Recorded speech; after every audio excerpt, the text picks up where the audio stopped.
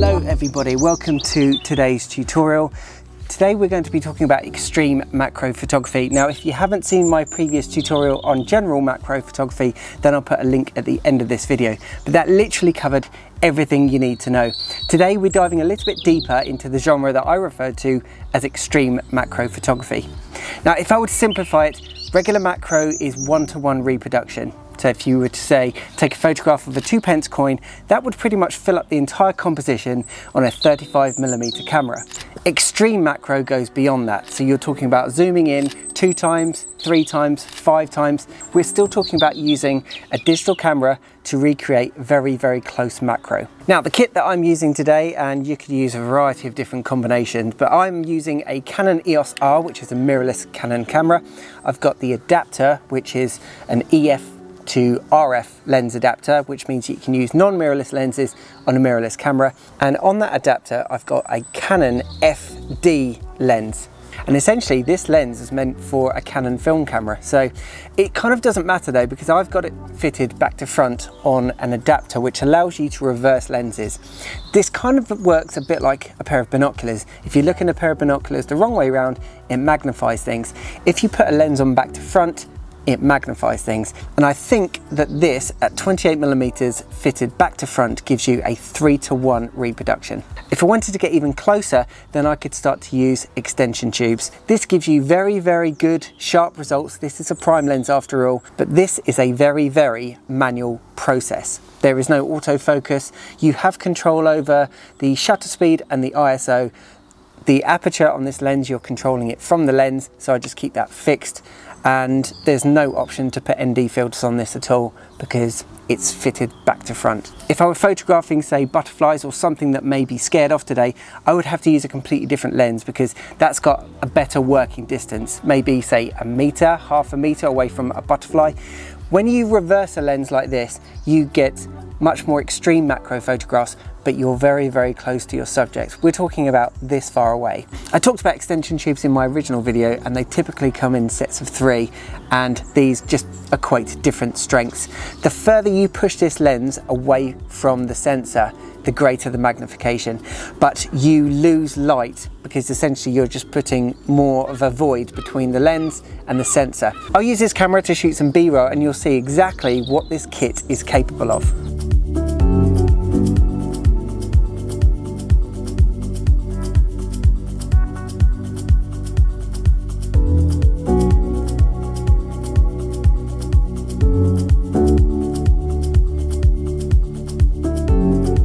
Now, although it might look like my camera is shaking, that's just the wind blowing the flower. So ideally, you're not trying to do this on a very windy day because you can see even a slight breeze is making the flower wobble. All of the challenges of macro photography. Now, if this tulip will stay still, you'll see I've just sprayed some water droplets on it for a bit of interest. It is blowing all around in the wind, but I might be able to get some photographs of this. But again, water droplets, if you find them naturally on a dewy morning or something, perfect subject for macro photography. Oh, it's a good spider web, isn't it? Yeah. No spiders, eh? No. Right, so this is that same spider web. I've just moved so that the sun is now behind me, and the water droplets just stand out a lot more because they're a highlight on a darker background.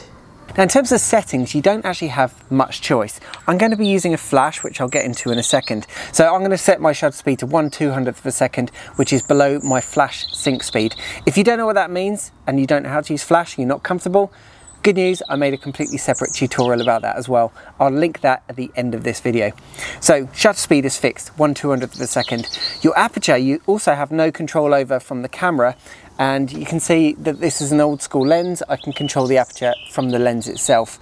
If this were to be a newer lens and attached to the camera, you might be able to control it if it's fitted the correct way round.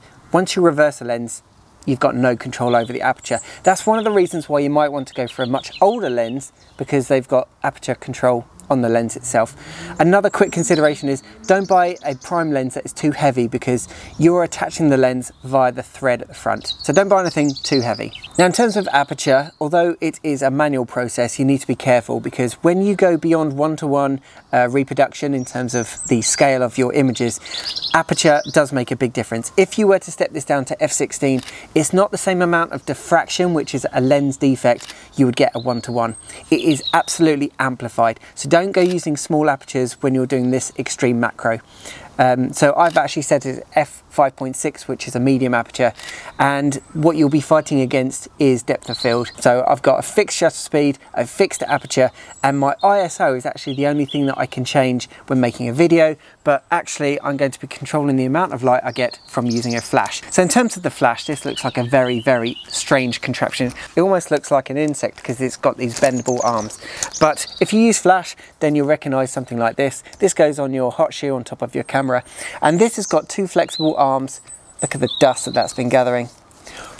It's macro season, sun's out, insects are starting to come out. You've got a flash on each end, and this is actually a flexible LED, because when you're looking through your camera and lens combination, you're looking at f/5.6 and whatever the ISO is. So looking through the viewfinder can actually be very dark. So sometimes this LED light on the front helps you focus on your subject. This is purely here for diffusion. So this is just a plastic pocket with an A4 white piece of paper. And you might think, well, that's not a very big light source. This light source is 100 times bigger than your subject, maybe 1,000 times bigger than your subject. So the size of your light source and how soft that is on your subject is totally proportional to the size of your subject. Shooting a human being with this is going to be a very harsh light. Photographing a tiny flower or an insect with this, you get very, very soft light. And what you'll see in the photographs, if you shoot, say, a spider or an insect where they've got eyes and you can see the reflection, like in my sunglasses right now, you'll see that this is the catch light. Most people are used to seeing square catch lights. It reminds them of windows and other light sources. So there you go. That is the flash that I use, and it's made by Quangren. This is the Macro Twin Light KR-800, and I've been using this for a couple of years, but essentially you need to get a light slightly off to the side so that you can kind of create a bit of 3D shape to your subject. Although you can see from behind me, it's a very, very sunny day, and you wouldn't normally shoot macro unless you've got diffusion in between your light.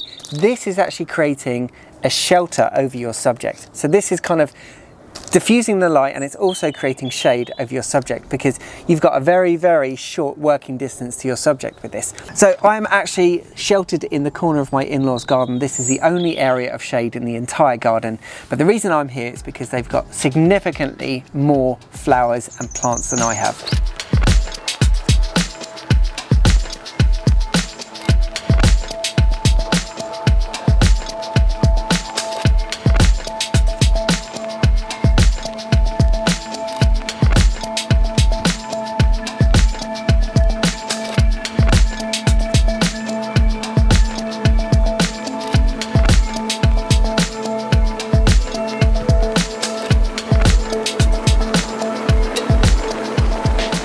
Now, typically when you think about macro photography, you might think, okay, well, I'm going to need a beautiful rose or a tulip or something.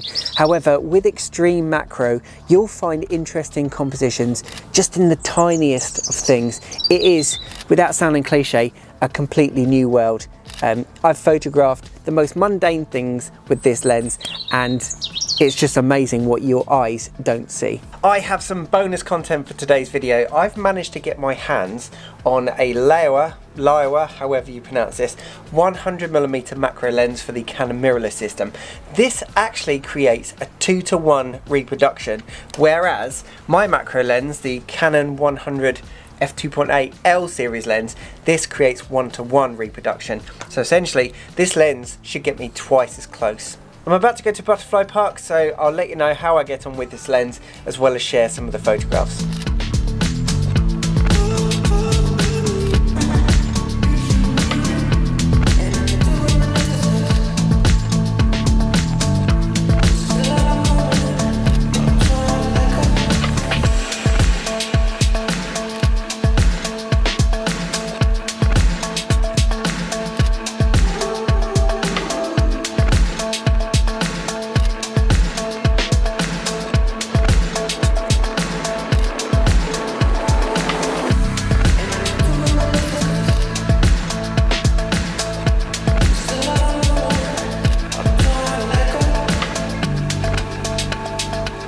So the Laowa macro lens is a really interesting proposition. If you take the butterfly park that I went to, for example, yesterday, with that one lens, I was able to take some photographs of my daughter. Then I was able to take a photograph filling the entire frame with a butterfly, and that butterfly had water droplets on it because I had a misting system coming from the ceiling. And with the same lens again, I was able to take a complete frame filling shot of just the antenna with water droplets on it. Typically that would take multiple lenses to achieve that. Yes, of course, this is a completely manual lens. You've got manual aperture control and manual focus. Because this lens lets you go from 1:1 reproduction and essentially using the focus ring, it allows you to go 2:1, everything gets darker and essentially you have to change your settings accordingly. So because this lens doesn't have image stabilization, I set the shutter speed to 1/200th of a second. I changed the aperture between f2.8, f4 and f5.6. I've watched a couple of reviews on this, I'll link to some of them in the description, and essentially this lens seems to be very sharp from f2.8. But what you're compromising on is the amount of depth of field you're going to get. At 1:1 reproduction, I think you might get away with f2.8. When you go to 2:1, I mean, you're getting a slither of your subject in focus. So that's the challenge you're going to face, plus natural light. So hopefully by throwing in the Laowa lens into the mix, it gives you options. Typically I'd be shooting 100mm macro for general macro. If you want to go extreme, then I'm talking about a reverse lens. You've also got the option of extension tubes, and then finally the Laowa, which gives you 2:1 reproduction. Okay, back to the younger me photographing bugs in the sunshine. Now in terms of focusing on your subject, you've got a prime lens here, and the focusing is mounted back to front. It literally does nothing. So you have to focus on your subject simply by moving closer and further away. Yes, you could mount this on a tripod and you could even put it on a focusing rail. When you get this close up to subjects, I just tend to keep the camera close to my body and then just rock back and forth. It's digital, you can take as many photographs as you want, don't worry about it. And then you just rattle a couple of shots away and then just slowly move in and out in the hope that you've got a couple that are sharp. The flash duration at 1/200th of a second and the speed of the flash, that's going to render your subject nice and sharp. It's not going to be any movements. If it is a bit breezy like it is today, then you don't have to worry about the movement. But essentially you just need to make sure that your subject is nice and sharp. And before anybody mentions it in the comments, yes, I haven't covered the topic of focus stacking. It's deliberate because I'm predominantly photographing live subjects and they just won't sit still for me to take 50 photographs of them and then stack the images in software afterwards. Plus, I intend on making a completely separate video about focus stacking. So that's for another video. All right, a nice quick tutorial for you. If you have any questions, then let me know in the comments down below. If you want to learn more about macro photography, then watch this video next. If you want to learn more about flash photography, then watch this. Thanks for watching. I'll see you next time. Don't forget to like, subscribe, hit the notification bell, and I'll see you in the next video.